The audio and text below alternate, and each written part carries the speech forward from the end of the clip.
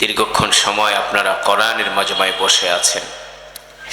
এই যে বসে আছেন, এতে করে বোঝা যায় আপনাদের ঈমানের পাওয়ার আছে। আলহামদুলিল্লাহ বলেন। কি আছে? ঈমানের পাওয়ার, ঈমানের শক্তি আছে আপনাদের। নইলে মাদ্রাসার কালেকশন শুরু হওয়ার পরে অনেক মানুষ উঠা চলে গেছে, কিন্তু আপনারা ধৈর্য ধইরা কোরআনের মজমায় বসে আছেন।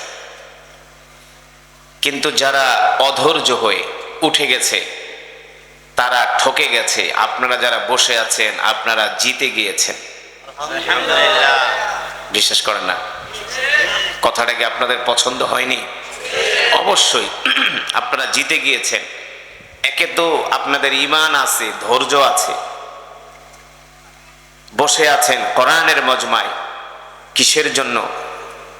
দুনিয়ার কোনো কিছু পাওয়ার জন্য না, যে আপনাদেরকে মাহফিলের পরে এক পোটলা বিরিয়ানি দিবে, 500 করে টাকা দেয়া হবে, এই জন্য না।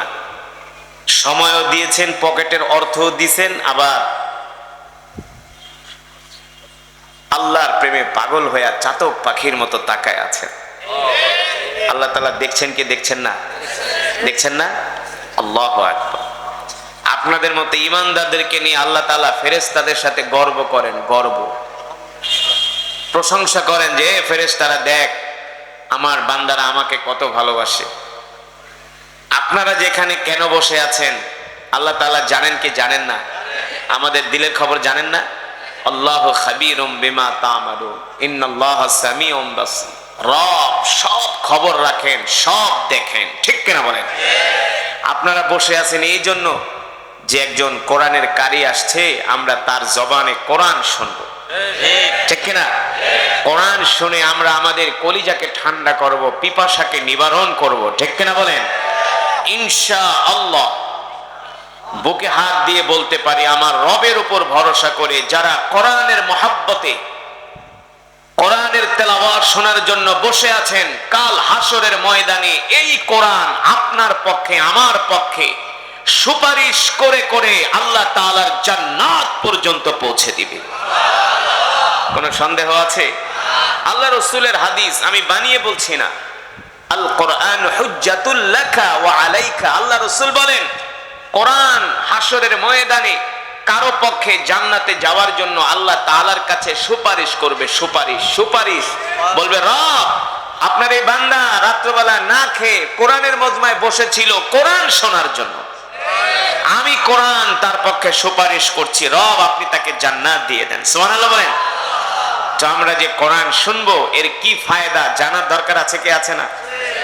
কোরআনুল কারীমের তেলাওয়াত শুনলে আপনি যত বড় গুনাহগার হন, যত বড়, কথা বলে না, যত বড় গুনাহগার হন, এখন আপনি কোরআন শুনবেন, অটোমেটিক আপনার অ্যাকাউন্টে ব্যালেন্সে প্রতিটা হরফের বিনিময়ে আল্লাহ তাআলা 10টি করে নেক দিবেন। প্রতিটা হরফের বিনিময়ে। আমরা অনেকেই কোরআন পড়তে পারি না, আছি না?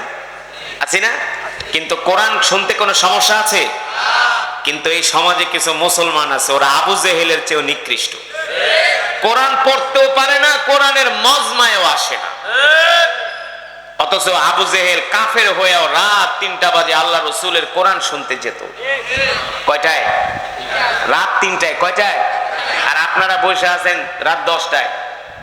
তো আবু জেহেল এতটা স্যাক্রিফাইস করছে, কিন্তু বর্তমান সমাজের মুসলমান, গরু খাওয়া মুসলমান, ঈমান দুর্বল, ওয়াজ মাহফিলে এসে মসজিদে এসে বসতে চায় না, শুধু টাইমের দিকে তাকায় আর 4 দোকানে বৈশা বাংলা সিনেমা দেখতে দেখতে 6 ঘন্টা পার হয়ে যায়।